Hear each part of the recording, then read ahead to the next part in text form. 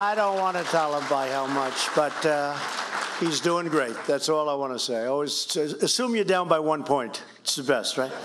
That way you work real hard. I want to thank also, thank you. I want to thank also Kelly Armstrong, who's here someplace. Kelly, thank you, Kelly.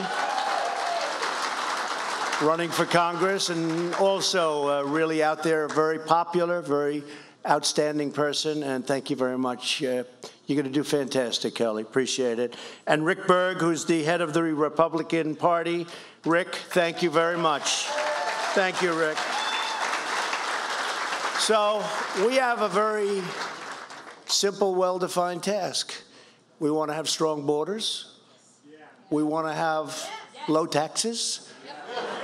We want to cut the hell out of regulations. We want, and by the way, we want regulations. Somebody, very popular guy here was just interviewing me. You know who I'm talking about, great guy.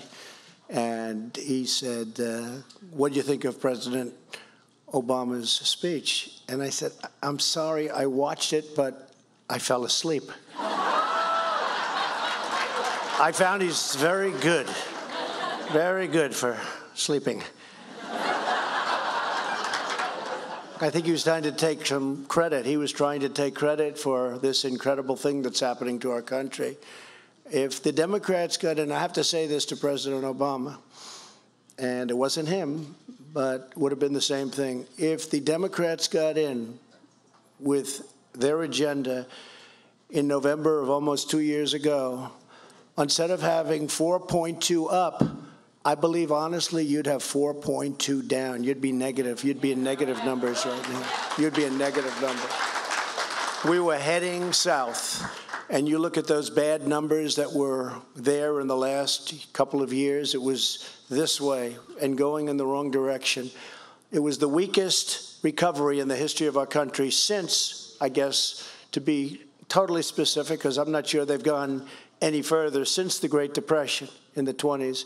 It was the weakest recovery we've ever had. It was barely a recovery. And now this is called not recovery. This is called rocket ship, what's happened. And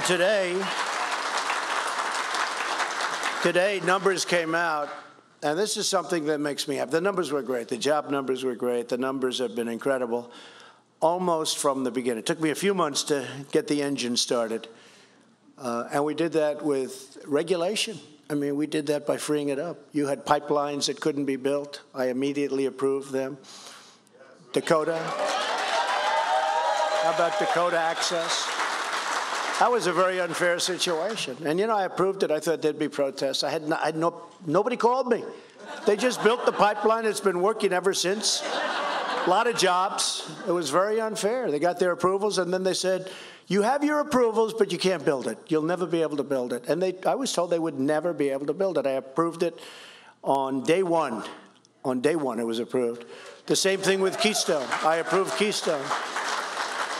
Total of 48,000 jobs, but more importantly, 2 great projects. And we approved them both immediately, and you would have been stuck.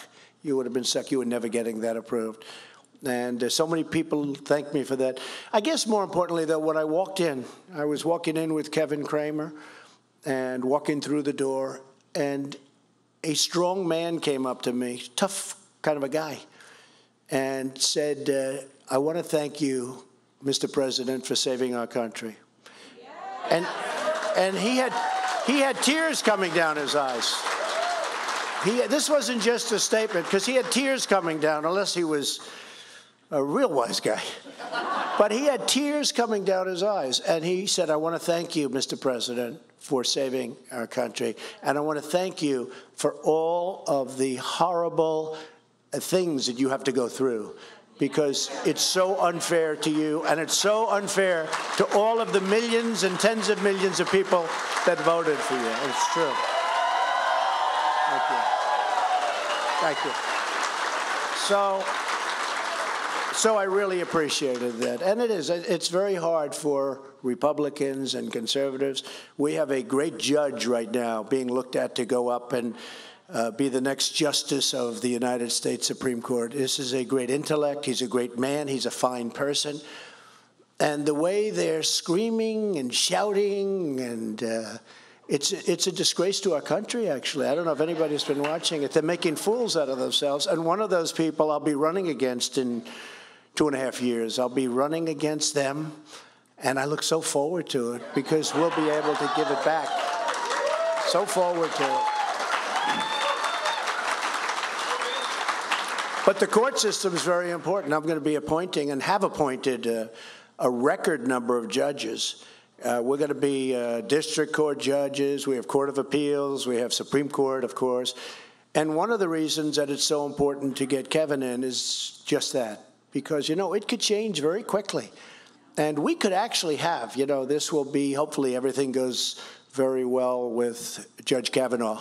He's central casting. You know, 10 years ago, they said he'll be a Supreme Court judge. The intellect is extraordinary, and the man is extraordinary.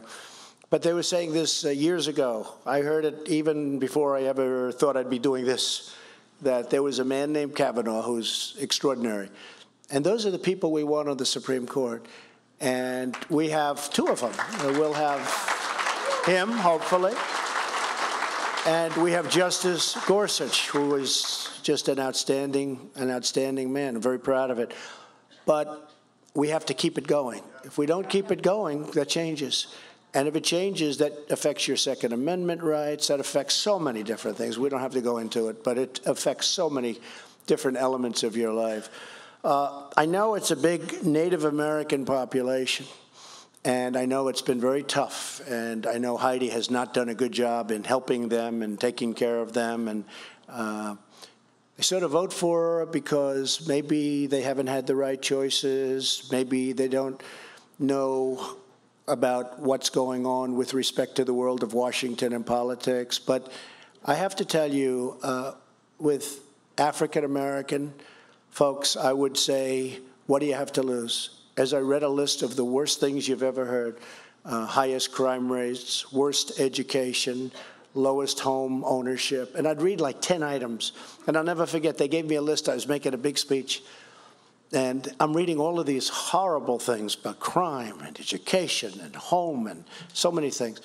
And I just said, what do you have to lose? Vote for me. What the hell do you have to lose? Do you remember that? And my people all came up to me, oh, you shouldn't have said that. You shouldn't. I said, why? The response was incredible. Why?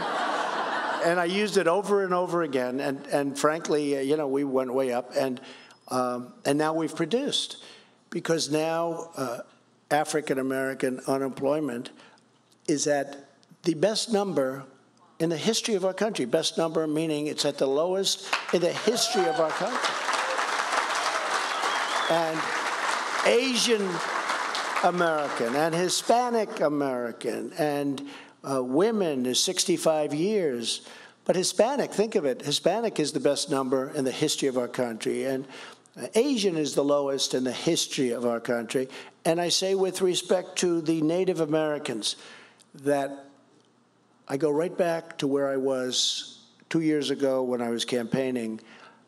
What do you have to lose? What do you have to lose? You put Kevin Cramer into that position, and you're going to see things happen that you'll never see with Heidi. You're just never going to see it with Heidi. So I'll say very respectfully, what the hell do you have to lose? Okay? So I have a list, and the list goes on and on. It's 4 pages of things that the Trump administration has accomplished in a short period of time. It's less than 2 years. This goes on and on and on. And if I read it to you, look at this. This is, each dot is a thing, okay? And some of those things are very big things. More than 4 million jobs created since the election. Think of that. 201,000 jobs just last month, brand new jobs. Wages are growing at the fastest pace in nearly a decade. And what happened this morning? Did you hear that? 2.9%. It's like the best wage number that we've had in many, many years. And that makes me very happy. To me, we had great jobs numbers this morning. They were just announced, and they were fantastic. But the one that stuck out to me was the wage. I mean, people are starting to be able to live. To live.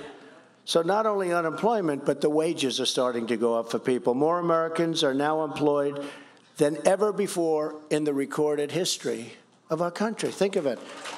Today, right now, we have more people working than have ever worked. We've created more than 400,000, that's very soon going to be 600,000 manufacturing jobs since my election. Well, President Obama said you won't have manufacturing jobs anymore. They're not around. They're around. Because if you look at what I've done for your coal industry, it's incredible. We had a man who is in the mining business. He said, sir, what you've done for the coal industry is incredible because we were dead and now we're vibrant again. Where is he? Where's that guy? Shout out your name, please. I signed his hat. Guy's probably loaded and I'm signing hats. Hey, come up here. Get him up here. Can you try get him up? I don't know. Who the hell knows who he is? All I know he's in the coal business. Who is he?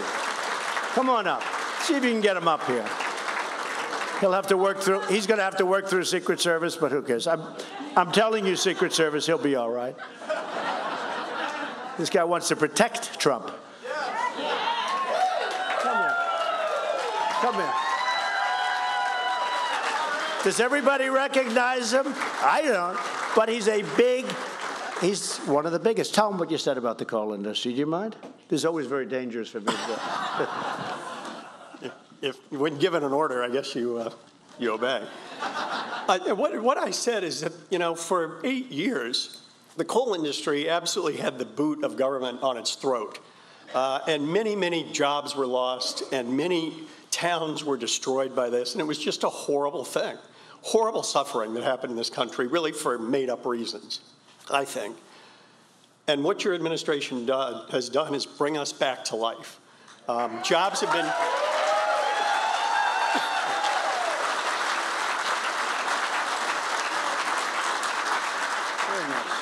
Jobs have been created.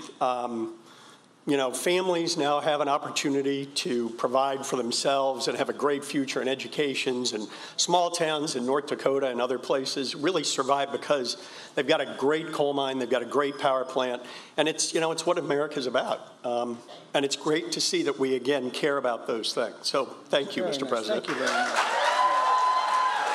Really nice. That's so nice. Now, I could stand up here and talk about coal for a half an hour, and I couldn't do as good a job as he just did. Because, seriously, because he's in the business. He knows. He said, we were dead, and now we're really a vibrant industry again. And, another industry that's vibrant, it affects you a little bit less, but it affects everybody, is steel. The steel industry is coming back like I've never seen anything because of what we've done. We've done, with all the dumping, they're not doing so much dumping anymore, but the steel industries are coming back. And, when they do dump, they're paying a lot of money on the dumped steel that they're sending in here. And it goes right into the coffers of our country, and that's okay. But U.S. Steel is opening up 8 plants. Nucor and others are opening up plants. Some of them are spending close to $1 billion on a brand new plant. The steel industry is one of the great things to be talking about. So the manufacturing jobs are back. They're coming back, and they're coming back at levels. Economic growth, as you know, last quarter, 4.2. New unemployment claims recently hit a 49-year low. Median, think of that. I mean, I'm going through them like, huh. Don't think of it. Median household income hit the highest level ever recorded. That's not bad, right? These are some of the biggies. American pensions have grown more than $2 trillion in value since the election. I said before, African-American unemployment, the best ever. The best ever, lowest number ever. Hispanic-American, Asian-American, women, 65 years, sorry about that. It's, I like history better, right? Historic as opposed, I joke, but on women, it's 65 years. Best numbers in unemployment in 65 years. It's good. It'll be historic, I would say, best in history very shortly, probably another 2 weeks. Youth unemployment Youth unemployment, the best in half a century. Lowest unemployment rate ever recorded for Americans without a high school diploma. Isn't that a great thing? I mean, nobody even talks about this stuff. That's like, you probably never even heard of these categories. Those are important categories to me. Veterans unemployment recently reached its lowest in more than 20 years, and that's going up rapidly. I even think it's wrong. I think it's a much higher, even much better than that. If it's not, I'll make sure it is, okay? I'll make sure, because we love our veterans. Almost 3.9 million Americans have been lifted off food stamps since my election, 3.9.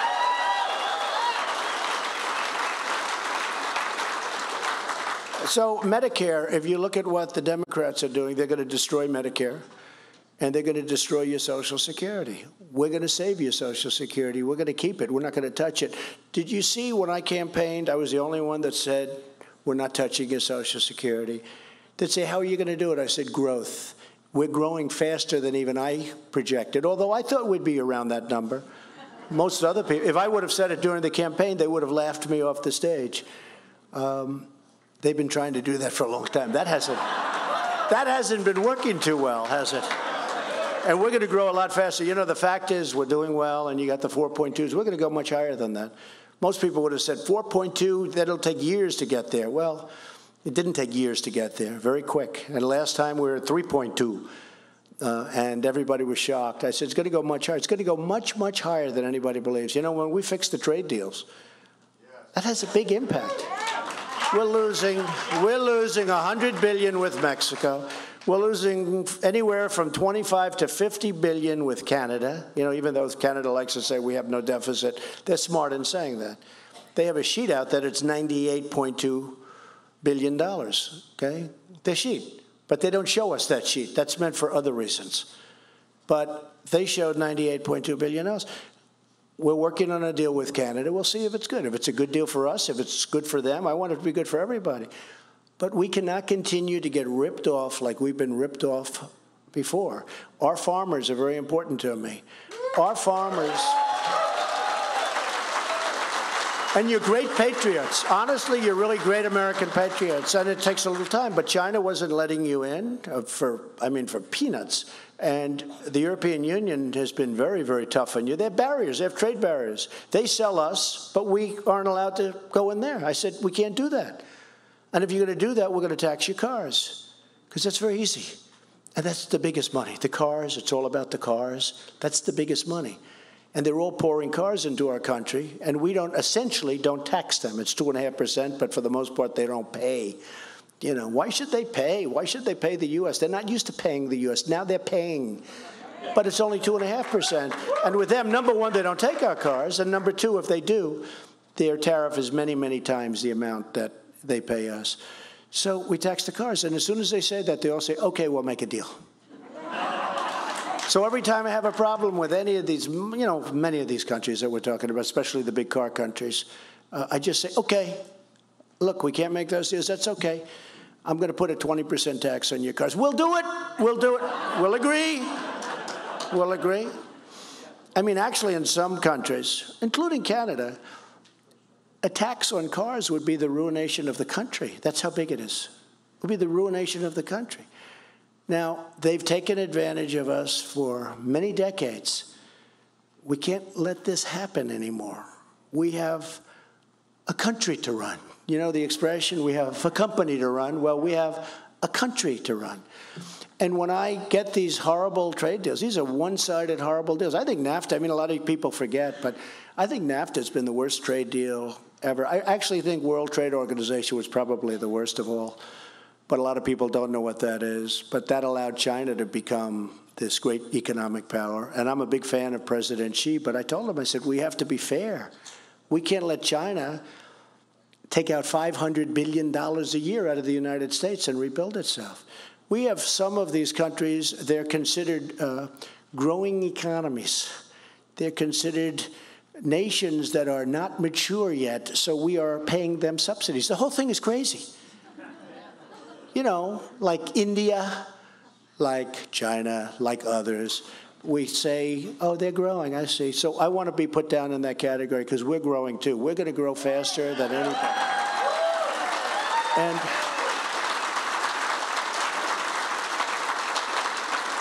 you know, they call them developing nations. Well, we're a developing nation too. Okay, we are. As far as I'm concerned, we're a developing nation. They call themselves developing nations, and under that category, they get subsidies. We have to pay them money. The whole thing is crazy. But we're going to stop it. We're going to stop it. We have stopped it. And when we're securing militarily, John Kelly is here, General Kelly. He's great. When we're securing the wealthy countries from outside harm because we're paying for their military, I think it's fine, but they got to pay us for this. We're watching the whole world, and they take it for granted. For years and years, we've been protecting these countries. They're making a fortune. They've had very little military cost. We have the biggest military cost in the world. Most of it goes to protecting outside countries, some of whom don't even like us. I mean, we're protecting countries that have, I got to say, they do have respect for us now, but they didn't have any respect for us. And they got to pay. They got to pay, you know, when they're wealthy. Now, we are going to protect some people that need help, and that's okay. That's understandable. We all understand that.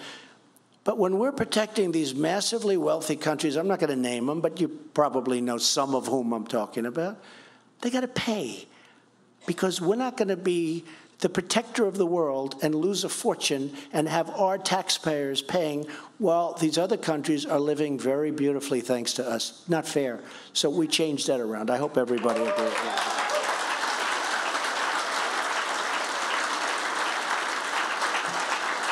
And by the way, then this idiot Woodward, who wrote this book, which is all fiction, said that I said something like that, but he put it in a very crude manner. The concept is true, but the way it was said was very, you know, hey, I went like to the best college. I did lots of good. I mean, you read this thing, the quotes were wrong. All these, John Kelly, General Mattis, they're all writing, I never said that, I never said that. You know, well, it's fiction. But they do put down the concept of I said that, and they say, isn't that horrible? Isn't that crude? Crude. You know what? I want to have our nation protected, and I don't want to be taken advantage of by other countries in the world. And you know what? They respect us more when they have to pay their bills, and they can afford to pay their bills, and it's going to make a big difference for our country. You wait, you watch, you see.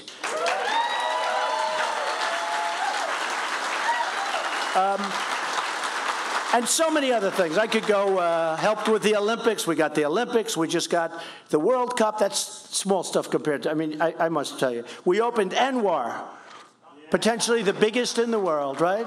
They've been trying to do it for 45 years. We have a record number of regulations eliminated in the history of this country in less than 2 years. I've cut more regulation than any other president, regardless of how long they've served. And I think that might have been just as important as the tax cut. Regulatory relief for community banks. They were dying, the community banks. Now they can loan you money. Make a good deal, please. We enacted all sorts of different elements for credit unions to come, so they make it possible for you. My administration is providing more affordable health care options for Americans through association health plans and short-term duration plans. We have all sorts of health care. We actually had it beaten, but that's a long story. We repealed and replaced, but we'll do it. We'll do it. We had it done, but something happened. But we need, frankly, you're right. Heidi's vote would have been great if we had Heidi's vote, but she voted against it. But we got, if you remember, the individual mandate was wiped out. So we wiped out the individual mandate, which is the most unpopular part of Obamacare. We wiped it out. And then I have 3 more pages, 2 more pages, just like this. Look. Okay? But isn't this much more exciting than listening to President Obama say?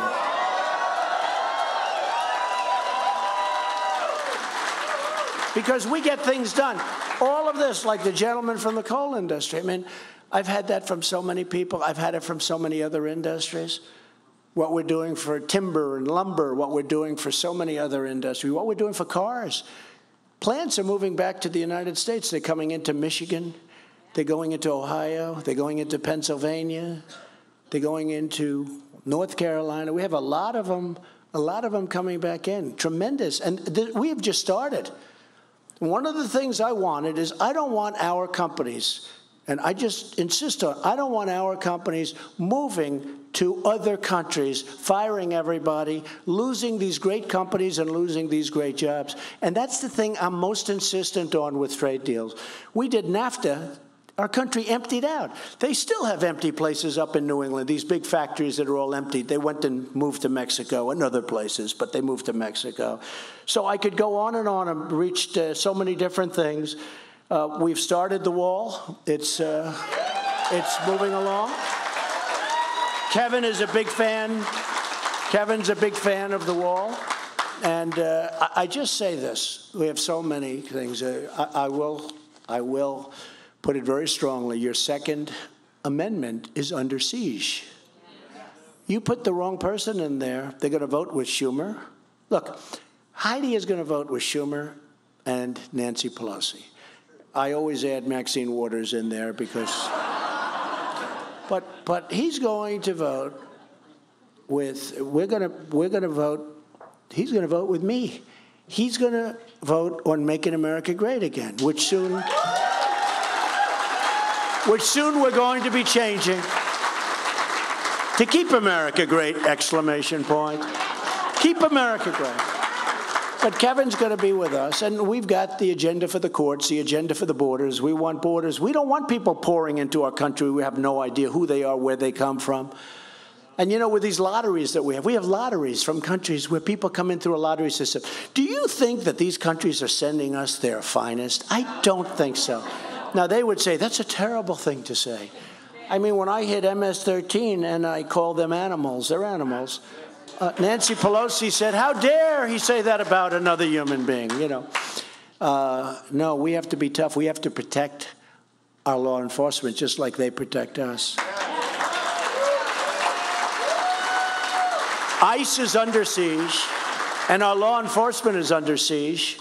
And they want to have weak law enforcement, and basically they want to have crime come in. Look what happened in Chicago with a liberal mayor that had these stupid, stupid policies, but now he's not running anymore, so that's fine. But, I mean, 2 weeks ago, 68 people shot, 12 died. Chicago. That's our country. I mean, it skews the crime figures because the crime figures in the United States are doing well. But you add, that's a lot of addition in terms of skewing numbers. But that'll get straightened out. It's easy to straighten out if you have the right policy. It's actually easy to straighten out. So we want to have strong borders, and that's Kevin. We want to have no crime. That's Kevin. Kevin Cramer. We want to have... We're going to have totally protected Medicare. We're going to protect our Social Security. That's Kevin. The Democrats are going to destroy your Social Security. As sure as you're standing there, sorry for the no seats, but the crowd was bigger than they're supposed to be. But as sure as you're standing there, they want to destroy your Social Security. We're going to protect it. Kevin's going to protect your Second Amendment, and so am I. But you know, things like that, that's a very important thing. And things like that, they are under siege, and things like that can disappear very, very quickly if you don't have the right people. So I'm here for Kevin Cramer. I want to thank you all for supporting him. It's an honor for me because he's a very special man. I really said, you really owe it to the country. You have to do this. You have to do this. We need that vote. We need him. We need his brain power. We need his presence in Washington, D.C., because that place is brutal. It's brutal. It's a lot of bad things up here going through people's heads. These are sick people. These are sick people.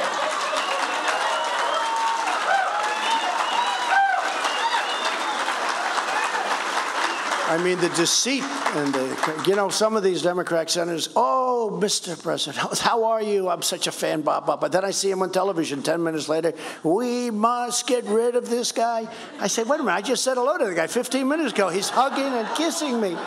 He's hugging, he's kissing, and then he's talking. These people, it's bad.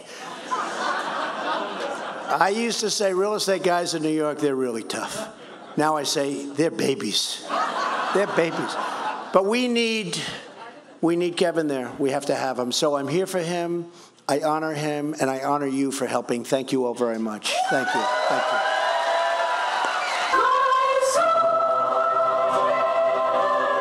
President Trump addressing a GOP fundraiser there in Fargo, North Dakota, packed house. We're going to take a quick break and have much more of the rest of the day's news. You're streaming CBSN.